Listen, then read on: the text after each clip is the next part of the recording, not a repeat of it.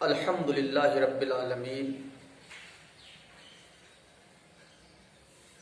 والعاقبۃ للمتقین والصلاۃ والسلام علی سید المرسلین اما بعد فاعوذ باللہ من الشیطان الرجیم بسم اللہ الرحمن الرحیم محمد الرسول اللہ صدق اللہ مولانا العظیم وبلغنا رسولہ النبی الامین الکریم ونحن علی ذلک لمن الشاہدین والشاکرین والحمد للہ رب العالمین۔ بارگاہ رسالت میں ایک مرتبہ جھوم جھوم کر درود پاک پڑھیں۔ اللہ رب محمد صلی اللہ علیہ وسلم نحن عباد محمد صلی اللہ علیہ وسلم صلو علیہ صلاۃ و سلاما علیک یا رسول اللہ صلی اللہ تعالی علیہ وسلم۔ آج کی تقریر کا میرا موضوع معجزات رسول صلی اللہ تعالی علیہ وسلم ہے۔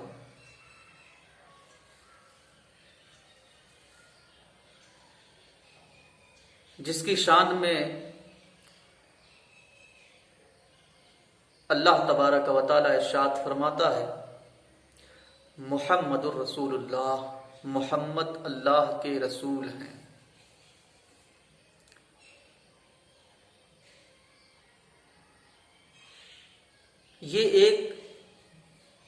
یہ آیت کریمہ ایک دعویٰ کی حیثیت رکھتی ہے۔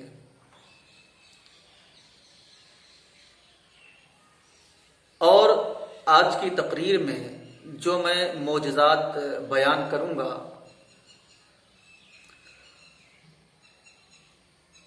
وہ دلیل کی حیثیت رکھیں گے۔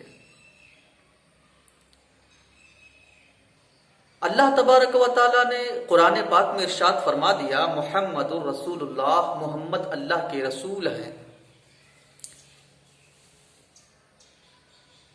مگر اس رسالت کو، اس دعوے کو ثابت کرنے کے لیے معجزات کی ضرورت پڑی۔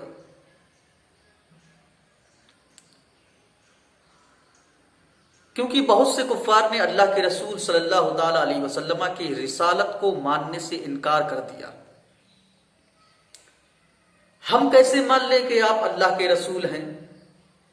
ہم کیسے مان لیں کہ خدا ایک ہے؟ جب اللہ کے رسول صلی اللہ تعالی علیہ وسلم نے کفار مکہ کو دعوت اللہ دی اور فرمایا، میں خدا کا بھیجا ہوا رسول ہوں تمہاری جانب، تب وہ لوگ انکار کر بیٹھے۔ بارہا ایسا ہوا کہ اللہ کے رسول صلی اللہ تعالی علیہ وسلم کی رسالت، ان کی نبوت کا ان لوگوں نے انکار کیا، تو اللہ کے رسول صلی اللہ تعالی علیہ وسلم سے کسی معجزے کا مطالبہ کیا کہ آپ اللہ کے رسول ہیں، اس پر کیا دلیل ہے؟ آپ ایسا کر کے دکھا دیں تو ہم مان لیں گے، آپ یہ کر دیں تو ہم مان لیں گے۔ تو محمد الرسول اللہ، محمد اللہ کے رسول ہیں، یہ ہے دعویٰ۔ اور نبی کریم صلی اللہ تعالی علیہ وسلم نے جو معجزات دکھائے وہ ہے دلیل۔ ایک شے ہے معجزہ اور ایک شے ہے کرامت۔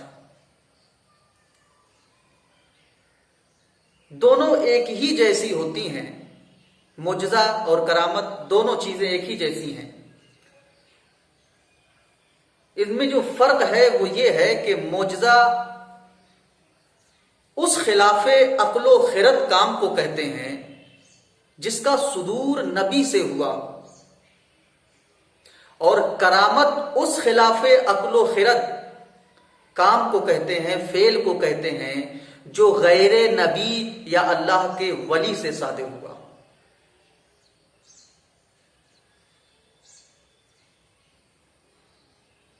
اب غیر نبی میں صحابہ بھی آ جائیں گے، تابعین بھی آ جائیں گے، اولیاء اکرام بھی آ جائیں گے۔ تو معجزہ خارق عادت، خلاف عقل و خرد امر کو کہتے ہیں۔ جس فعل سے، جس کام سے عام لوگوں کی عقل، عام لوگوں کو خرد عاجز آ جائے، اس کو کہتے ہیں معجزہ یا کرامت۔ اللہ کے رسول صلی اللہ تعالی علیہ وسلم سے کئی معجزوں کا صدور ہوا۔ علماء فرماتے ہیں اللہ کے رسول صلی اللہ تعالی علیہ وسلم سے تقریباً 1000 سے زائد معجزوں کا صدور ہوا، جیسا کہ اس بات کو نقل کیا ہے ابن قیم نے اپنی کتاب اغاثۃ اللہفان میں، کہ اللہ کے رسول صلی اللہ تعالی علیہ وآلہ وسلم کے 1000 سے زائد معجزات تھے۔ اللہ کے رسول صلی اللہ تعالی علیہ وسلم کے معجزات تو بے شمار ہیں، مگر یہ تعداد علماء نے بیان کی کہ تقریباً 1000 سے زائد۔ معجزے پر مجھے ایک شعر یاد آتا ہے، کچھ اشعار ہیں۔ شاعر کہتا ہے کہ معجزہ میرے نبی کا کہہ دیا تو ہو گیا۔ ویسے اگر معجزے کی بات کی جائے تو میرے نبی کریم صلی اللہ تعالی علیہ وسلم جو فرما دیں وہ معجزہ ہے، جو کہہ دیں وہ معجزہ بن جاتا ہے۔ شاعر کہتا ہے معجزہ میرے نبی کا کہہ دیا تو ہو گیا، اور آپ نے قطرے کو دریا کہہ دیا تو ہو گیا۔ میرے رسول کے زبان مبارک سے نکلنے کی دیر ہے کہ اگر وہ قطرے کو بھی دریا فرما دیں تو وہ قطرہ دریا ہی بن جاتا ہے۔ آپ نے بارہا ایسے واقعات، ایسے معجزات سنے ہوں گے۔ اللہ کے رسول صلی اللہ تعالی علیہ وسلم نے انگشت مبارک سے چشمہ جاری فرمایا۔ اور شاعر کہتا ہے کہ ہاتھ میں تلوار لے کر آئے جب حضرت عمر، ہاتھ میں تلوار لے کر آئے جب حضرت عمر، آ میرے دامن میں آ جا، کہہ دیا تو ہو گیا۔ اللہ کے رسول نے قطرے کو دریا کہہ دیا تو ہو گیا۔ کیوں ہو گیا؟ کیونکہ وہ اللہ کے رسول ہیں۔ عمر فاروق ہاتھ میں تلوار لے کر آئے، مگر اللہ کے رسول نے فرمایا میرے دامن میں آ جا۔ وہ مشرف اسلام ہو گئے۔ کیوں ہو گئے؟ کیونکہ محمد اللہ کے رسول ہیں۔ اور شاعر کہتا ہے کہ بلیوں پر ان کی شفقت اور محبت دیکھ کر،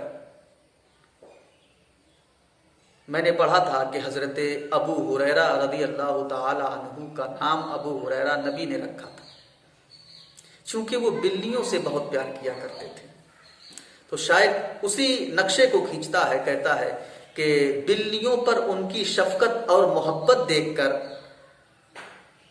مصطفیٰ نے ابو ہریرہ کہہ دیا تو ہو گیا۔ اور بدر کے میدان میں کفار کی جائے ممات، جس جگہ تھا جس کو مرنا، کہہ دیا تو ہو گیا۔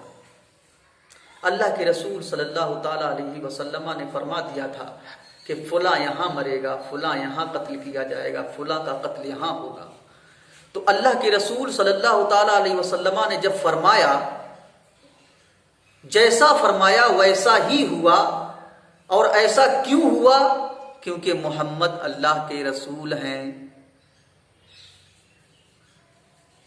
یہ محمد الرسول اللہ جو قرآن پاک میں رب نے فرمایا، یہ ہے دعویٰ، اور نبی کے تمام معجزات اس دعوے پر دلیل کی حیثیت رکھتے ہیں۔ اور ایسا نہیں ہے کہ اللہ کے رسول صلی اللہ تعالی علیہ وسلم کی عمر جب زیادہ ہو گئی تب ان سے معجزات کا صدور ہوا، ایسا بھی نہیں ہے۔ مجھے ایک واقعہ یاد آتا ہے کہ اللہ کے رسول صلی اللہ تعالیٰ علیہ وسلم کی عمر پاک اس وقت 8 یا 9 سال کی ہوگی، اور مکہ میں قحط سال. تو اللہ کے رسول صلی اللہ تعالیٰ علیہ وسلم کی عمر شریف اس وقت تقریباً 8 یا 9 سال کی ہوگی. تو مکے میں قحط سالی پڑ گئی، تو لوگ اللہ کے رسول صلی اللہ تعالیٰ علیہ وسلم کے چچا ابو طالب کے پاس آئے اور کہنے لگے آپ بنو اسماعیل سے ہیں، آپ دعا فرما دیں کہ اللہ تبارک و تعالی بارش نازل فرما دیں. تو آپ کے چچا ابو طالب نے فرمایا کہ ٹھیک ہے، آپ صحن حرم میں چلیں، وہاں آپ لوگ جمع ہوں اور اجتماعی طور پر انشاءاللہ وہاں ہم رب تبارک و تعالیٰ کی بارگاہ میں دعا کریں گے، انشاءاللہ اللہ تبارک و تعالیٰ بارش نازل فرما دے گا. چنانچہ سارے لوگ صحن حرم میں جمع ہوئے اور اللہ کے رسول صلی اللہ تعالیٰ علیہ وسلم کے چچا نے اللہ کے رسول صلی اللہ تعالیٰ علیہ وسلم کو اپنے ہمراہ لیا اور صحن کعبہ میں صحن حرم میں پہنچ گئے، اور اللہ کے رسول صلی اللہ تعالیٰ علیہ وسلم کو اس طرح کھڑا کیا کہ اللہ کے رسول کی پشت مبارک کعبہ کی دیوار کی طرف تھی اور ان کا چہرہ انور لوگوں کی جانب تھا. اور حضرت ابو طالب نے اللہ کی بارگاہ میں ہاتھ اٹھا کر دعا کی، اے رب قدیر، اس گوری رنگت والے بچے کے صدقے میں بارش نازل فرما. اتنا کہنا تھا کہ آسمانوں پر بادل امڑ آتے ہیں اور موسلا دھار بارش ہونے لگتی ہے، یہاں تک کہ مکے کی گلیاں جل تھل ہو جاتی ہیں، کھیت بھی سیراب ہو جاتے ہیں، لوگ بھی سیراب ہو جاتے ہیں، اتنی بارش ہوتی ہے.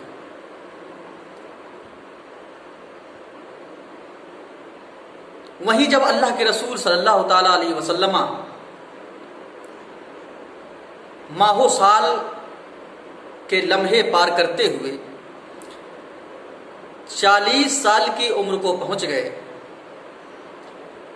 اور انہوں نے نبوت کا دعویٰ کیا، تو لوگوں نے ماننے سے انکار کر دیا.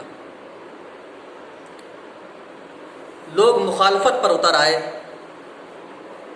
اور آپ صلی اللہ تعالیٰ علیہ وسلم کو برا بھلا کہنے لگے. تب حضرت ابو طالب نے ایک شعر کہا تھا، مجھے یاد آتا ہے، فرماتے ہیں وَأَبْيَضُ يُسْتَسْقَى الْغَمَامُ بِوَجْهِهِ سَمَالُ الْيَتَامَى عِصْمَةٌ لِلْأَرَامِلِ.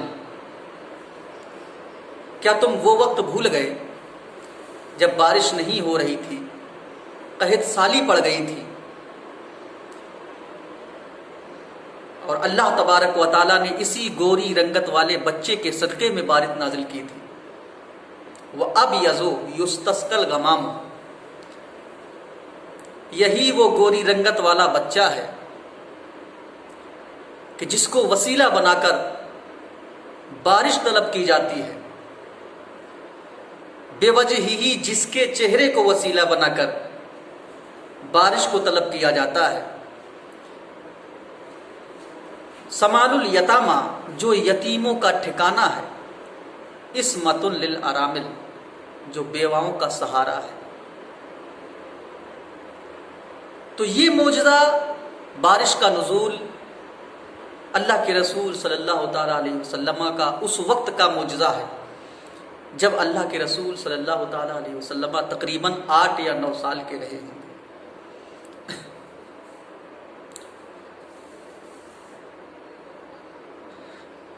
ایک اور معجزہ مجھے یاد آتا ہے اللہ کے رسول صلی اللہ تعالیٰ علیہ وسلم کا.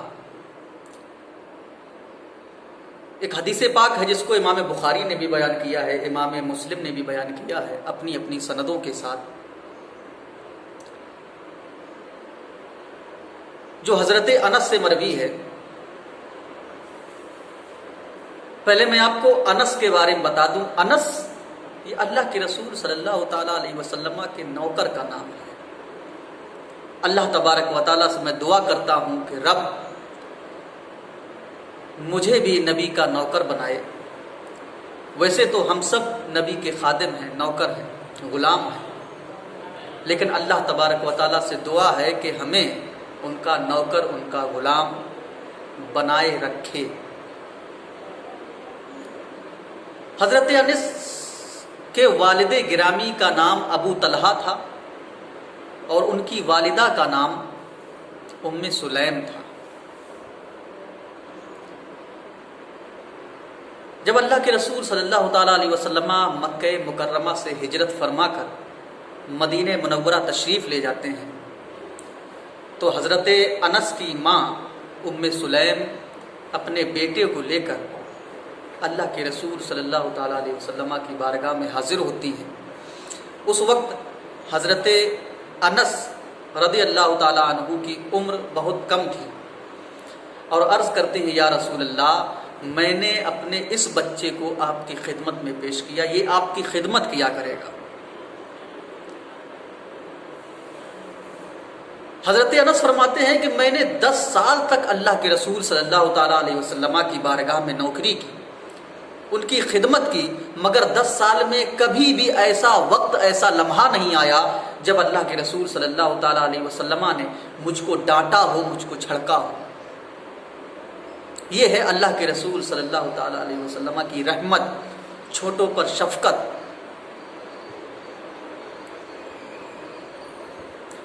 حضرت انس فرماتے ہیں کہ اللہ کے رسول صلی اللہ تعالیٰ علیہ وسلم مجھ سے بے پناہ محبت کیا کرتے تھے،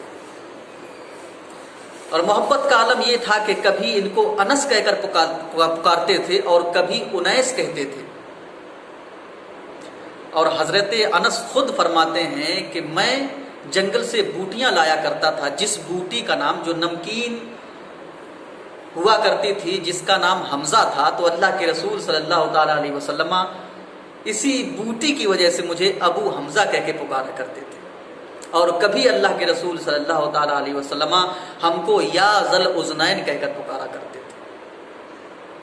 یہ نبی کی محبت ہے، یہ نبی کا پیار ہے، شفقت ہے، رحمت ہے. حضرت انس فرماتے ہیں، حدیث پاک کا مفہوم میں بیان کر رہا ہوں، فرماتے ہیں اللہ کے رسول صلی اللہ تعالیٰ علیہ وسلم جب حضرت زینب کے دولہا بنے، حدیث کے الفاظ ہیں وَأَنْ أَنَسٍ قَالَ كَانَ النَّبِيُّ صلی اللہ تعالیٰ علیہ وسلم عروسا لزینب.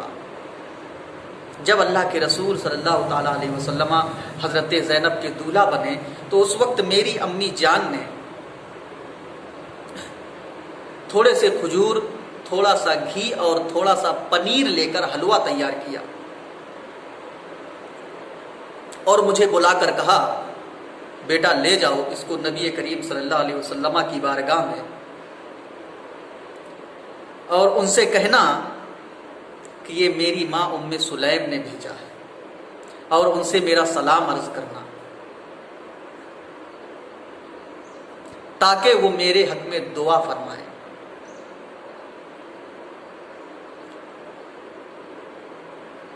تو یہ نبی کی بارگاہ میں جو بھیجا انہوں نے اور کہا یہ کہنا ام سلیم نے بھیجا ہے، تو یہ ریاکاری نہیں ہے.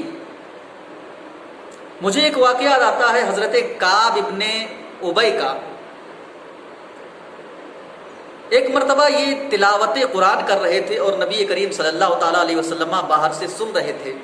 جب نبی کریم کی کعب ابن ابی سے ملاقات ہوئی تو فرمایا کہ میں تمہاری قرآن کی تلاوت کو سن رہا تھا. تو حضرت کعب ابن ابی نے عرض کیا تھا یا رسول اللہ، اگر مجھے پتہ ہوتا، معلوم ہوتا کہ آپ میری تلاوت قرآن کو سن رہے ہیں تو میں اور سوار کر پڑتا،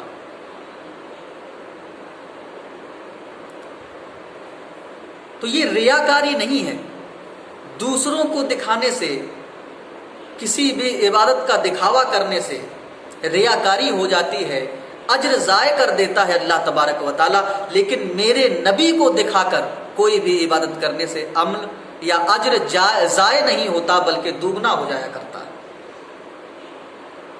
تو ام سلیم نے کہا اے بیٹے جانا اور نبی کی بارگاہ میں یہ حلوہ پیش کرنا کہ میری ماں ام سلیم نے کہا ہے میری جانب سے یہ چھوٹا سا ہدیہ آپ قبول کریں اور میرے حق میں دعا فرمائیں۔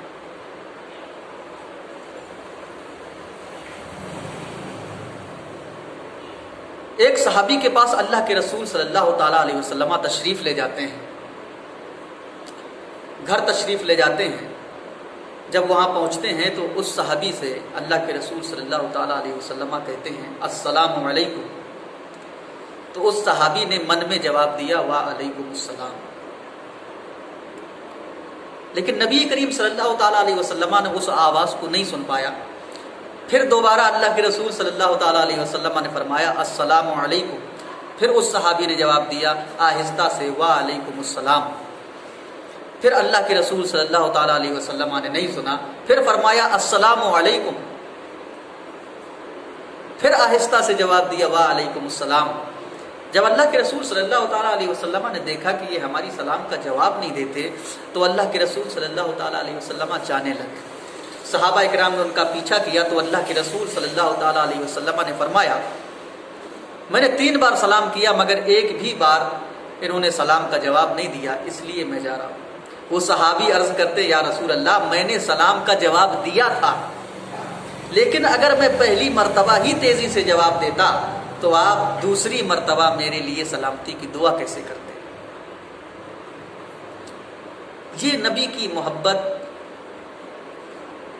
صحابہ اکرام کے سینے میں تھی۔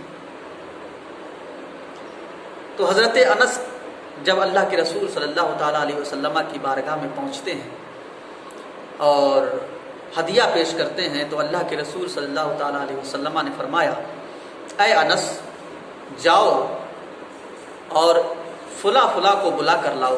تو حدیث کے الفاظ ہیں جن کا ترجمہ جن کا مفہوم یہ ہے کہ کچھ لوگوں کا نام تو اللہ کے رسول صلی اللہ تعالیٰ علیہ وسلم نے خود بیان فرمایا اور کہا جاؤ انہیں بلا کر لاؤ، اور فرمایا کہ جس سے بھی تمہاری ملاقات ہو اس کو لے کر آنا۔ حضرت انس کہتے ہیں کہ میں گیا، جس کا اللہ کے رسول صلی اللہ تعالیٰ علیہ وسلم نے نام لیا تھا میں ان کو بھی لے کر آیا، اور جس سے بھی میری ملاقات ہوتی رہی راستے میں اس کو بھی لے آیا۔ جب میں واپس اللہ کے رسول صلی اللہ تعالیٰ علیہ وسلم کی بارگاہ میں پہنچا تو وہاں لوگوں کا ہجوم تھا۔ ان سے پوچھا گیا کہ کتنے لوگ تھے تو انہوں نے بیان کیا تقریباً 300 لوگ تھے۔ اللہ کے رسول صلی اللہ تعالیٰ علیہ وسلم نے فرمایا کہ 10 لوگ آتے جائیں اور کھانا کھاتے جائیں، لہذا 10 لوگوں کی جماعت آتی گئی اور حلوہ تناول کرتی گئی، پھر آتے 10 لوگ پھر کھاتے، پھر آتے 10 لوگ پھر کھاتے، کافی دیر تک یہ سلسلہ چلتا رہا۔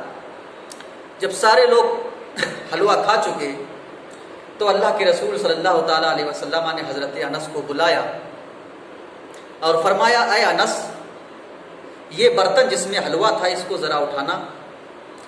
تو حضرت انس نے اس حلوے کو اٹھایا اور فرماتے ہیں کہ میں نے جس وقت رکھا تھا میں یہ نہیں سمجھ پا رہا تھا کہ جس وقت میں نے یہ برتن نبی کی بارگاہ میں پیش کیا تھا اس وقت اس برتن میں وزن زیادہ تھا یا اس وقت وزن زیادہ ہے جب میں اس کو اٹھا رہا ہوں۔ سبحان اللہ۔ تو یہ اللہ کے رسول صلی اللہ تعالیٰ علیہ وسلم کا معجزہ ہے۔ ایسا کیوں ہوا کہ تقریباً 300 لوگوں نے کھایا اور حلوہ جتنا تھا اس سے زیادہ محسوس ہوا حضرت انس کو؟ ایسا کیوں ہوا؟ کیونکہ محمد اللہ کے رسول ہیں۔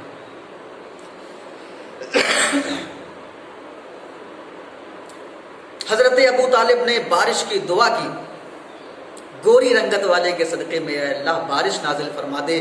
بارش نازل کیوں ہوئی فوراً؟ کیونکہ محمد اللہ کے رسول ہیں۔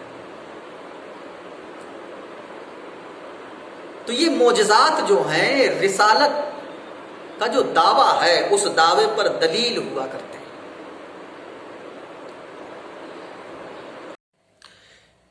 ایک مرتبہ اللہ کے رسول صلی اللہ تعالی علیہ وسلم کی دعوت ایک یہودیہ عورت نے کی، جس کا نام غالباً زینب بنت حارث تھا۔ اس عورت نے اللہ کے رسول صلی اللہ تعالی علیہ وسلم کی دعوت کی تو اللہ کے رسول صلی اللہ تعالی علیہ وسلم اور ایک صحابی جن کا نام بشر ابن برا تھا، وہ بھی اللہ کے رسول صلی اللہ تعالی علیہ وسلم کے ہمراہ اس دعوت میں تشریف لے گئے۔ تو اس یہودیہ عورت نے بکری کا گوشت بھونا تھا، اللہ کے رسول صلی اللہ تعالی علیہ وسلم کے سامنے اس نے پیش کیا، مگر اس نے اللہ کے رسول صلی اللہ تعالی علیہ وسلم کے آنے سے پہلے ہی اس گوشت پر زہر لگا دیا تھا۔ تو جب اللہ کے رسول صلی اللہ تعالی علیہ وسلم پہنچے اس کے گھر پہ تو اس نے گوشت کو پیش کیا۔ اللہ کے رسول صلی اللہ تعالی علیہ وسلم نے اس گوشت کو جیسے ہی منہ میں ڈالا فوراً اس کو تھونک دیا، مگر حضرت بشر ابن برا نے اس گوشت کو نگل لیا۔ اللہ کے رسول صلی اللہ تعالی علیہ وسلم سمجھ گئے کہ اس میں زہر ملا ہوا ہے۔ حضرت بشر ابن برا کا تو انتقال ہو گیا اس زہر کی وجہ سے، مگر اللہ کے رسول صلی اللہ تعالی علیہ وسلم جب اپنے گھر پہنچے تو اس عورت کو قید کروایا۔ جب وہ عورت زینب بنت حارث کو اللہ کے رسول صلی اللہ تعالی علیہ وسلم کے سامنے پیش کیا گیا تو اللہ کے رسول نے فرمایا کہ تو نے اس کھانے میں اس گوشت میں زہر ملایا تھا۔ اس یہودیہ عورت نے کہا کہ میں نے اس میں زہر ملایا تھا، یہ بات حق ہے، مگر مجھے یہ بتائیں کہ یہ بات آپ کو کیسے معلوم ہوئی یا آپ کو اس بات کو کس نے بتایا؟